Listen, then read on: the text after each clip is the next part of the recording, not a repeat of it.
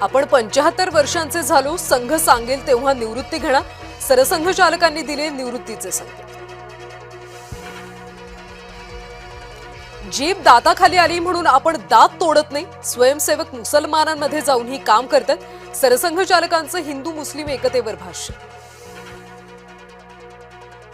उद्धव ठाकरे पुन्हा विधान परिषदेवर जाणार, संख्याबळाच्या कमतरतेमुळे महाविकास आघाडीची कोंडी, विधान परिषदेच्या 9 जागांसाठी मे मध्ये होणार निवडणूक। मुंबईतला मराठी माणूस हिंदू हे भाजपला कळलं, आम्हाला मिळालेल्या मतदानामुळेच भाजपनं मराठी महापौर केला, संजय राऊतांचा टोले लगावत भाजपवर हल्ला। भागवतांच्या कार्यक्रमात सलमानचं स्वागत झालं, यापुढे मुस्लिमांना खुलं आमंत्रण आहे का, संजय राऊतांची संघ आणि भाजपवर सडकून टीका। दाऊस मधल्या 75% करार ऍक्टिव्ह झाले, मेक इन इंडियावर आता मोठा भर, टीका करणाऱ्यांना कृतीनंच उत्तर देणार, सुप्यातल्या सभेतून फडणवीसांचा टोला।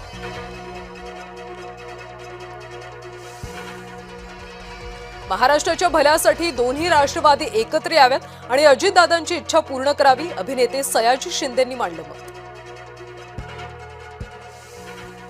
मुंबईसह महाराष्ट्रातल्या काही प्रमुख शहरांमध्ये सीएनजी आणि पीएनजीच्या दरात मोठी वाढ, मुंबईमध्ये सीएनजीच्या दरात प्रति किलो 50 पैशांनी वाढ, तर पीएनजीच्या दरात प्रति युनिट 1 रुपयाने वाढ।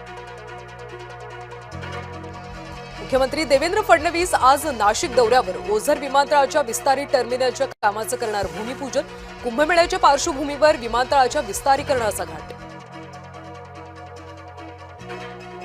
भाजप पदाधिकारी अक्षता तेंडुलकरांकडून रुग्णवाहिकेचा बेकायदेशीर वापर, रुग्णवाहिकेत रुग्ण नसताना दादर मार्केटमध्ये सायरन लावून फिरवली रुग्णवाहिका।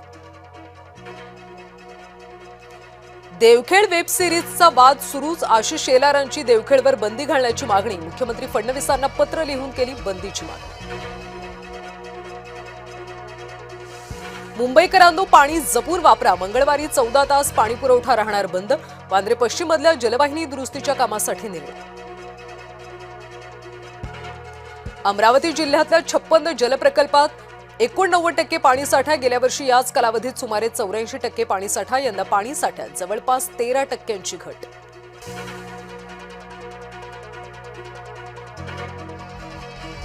10वी-12वीच्या परीक्षांसाठी परीक्षा केंद्राबाहेर जमावबंदी लागू, कॉपीमुक्त वातावरणात परीक्षा पार पाडण्यासाठी निर्बंध, परीक्षा केंद्राच्या 100 मीटर परिसरात जमावबंदी।